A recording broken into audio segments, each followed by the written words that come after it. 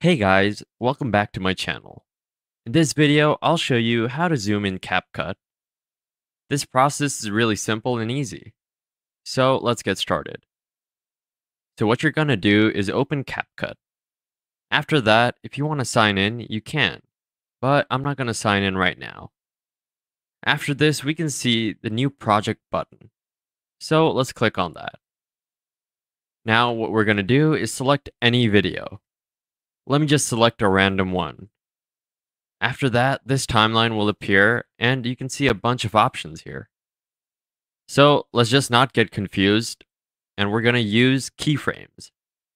That's the diamond icon beneath the video here.